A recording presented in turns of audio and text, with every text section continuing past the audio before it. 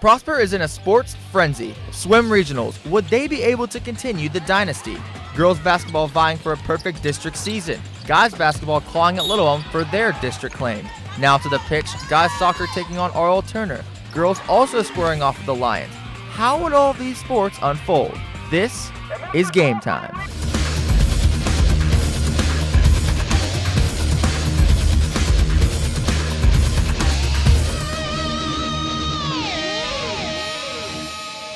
Welcome back to Game Time. I'm Brandon Bonaparte alongside Gabby Mahan, Braden Brandvold, Seth Golden, and the newest addition to the desk, Chris Wafer. It looks like we've added another person that I can beat in Madden. First of all, Seth, you can't beat me. I'm just telling you that right now. I'm actually ranked in Madden. No, you're not. Oh, is that true now? I don't like how my hair looks. First of all, they need to fix that, whatever they're doing.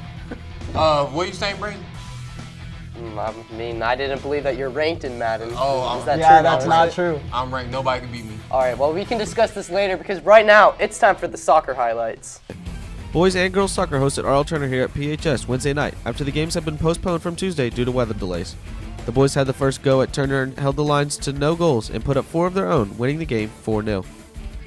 The Lady Eagles looked to make it a clean sweep of the Lions and were able to do just that after shutting out Arl Turner with a 5-0 final. Now let's take a look at the basketball highlights from Tuesday night. Tuesday night, boys basketball made the trip to Lake Dallas to face off against the Falcons with only 2 games left in the season and showing the #1 spot in district by 1 game. Although the point spread was not as wide as expected, the boys were able to come away with a double-digit win and give our starters some rest headed into the final district game against Little Elm tonight. With a win, we would claim a share of the district title and gain some momentum heading into playoff season. Lady Eagle basketball traveled to Lake Dallas for the final game of their regular season. The ladies scored the first points in the game and never looked back and came away with yet another 25-point win, finishing the season with a 29-3 overall record and a perfect, undefeated 14-0 in district play. Zach Reitzel was the star of the guys game as he had 16 points, which doubled the next closest of 8 by Josh Davis. Now let's dive into those swim highlights from this past weekend. Prosper Swim and Dive is state-bound for the second year in a row on both the boys and the girls side, with both teams taking second in the regional meet. The state meet will take place February 16th and 17th at the UT Austin Natatorium. For Game Time, I'm Josh Knight. When Game Time returns, we will take a look at Wednesday's signing day. Who is all playing at the next level? Stay tuned.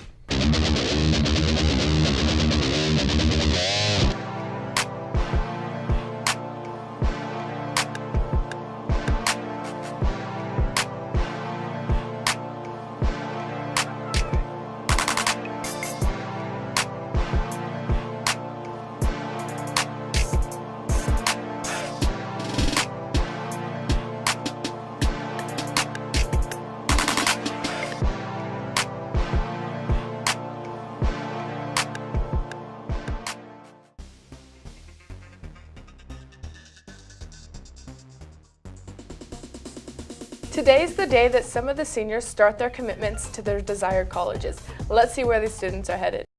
Thank you, Gabby. Wednesday afternoon, as we were all on our way home from school and going about our daily routine, these 23 student athletes were signing their letters of intent to respective colleges to continue their athletic career at the collegiate level. 22 different schools across 10 different states. Let's take a look at where our athletes will be competing come this fall.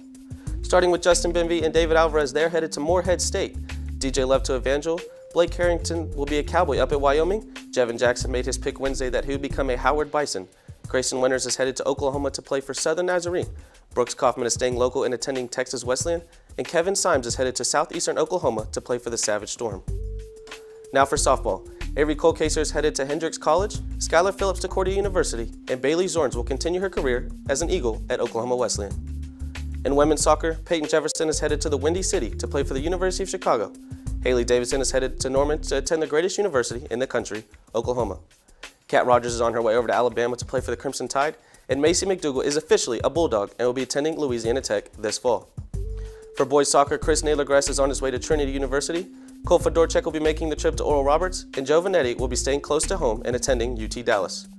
3 of our baseball players committed to spend their next 2 years in JUCO, with Corey Lewis headed to Missouri Valley, Kendall Foster to McLennan, and Dawson Zide to Richland. Emily Patterson will be making the 1,800-mile trip to Duquesne University to compete for the Lady Duke cross-country team. And Zach Reitzel will be continuing his basketball career with the Loyola Havocs. To all of our athletes who signed this Wednesday, congratulations and best of luck on the next chapter of your athletic career. For Game Time, I'm Josh Knight, and back to you guys at the desk. Hockey is one of the most high-risk injury sports. Jesse Eckstein tells a story about one player who manages to come back on the ice after being taken off.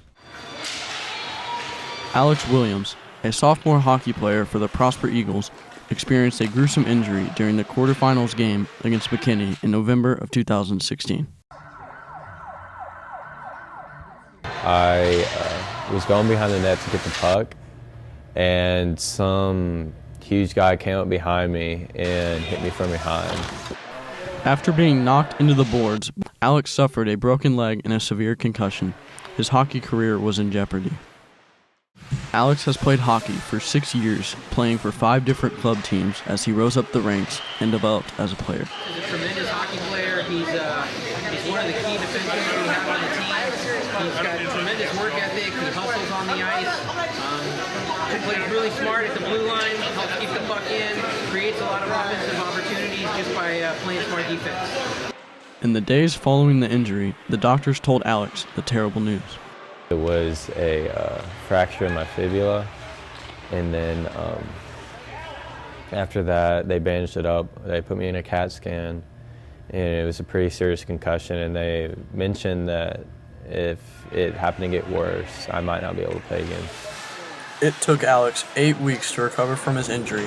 He had to wear a boot on his leg, and then he had the task of gaining his strength back in order to get back on the ice. Alex really came back from adversity by a lot of hard work and dedication, continuing to get better. After 8 weeks of recovery time, Alex was set to come back on February 28, 2017, as the Eagles faced off against Birdville. In his first game back, Alex scored the go-ahead goal, and the Eagles won 4-2.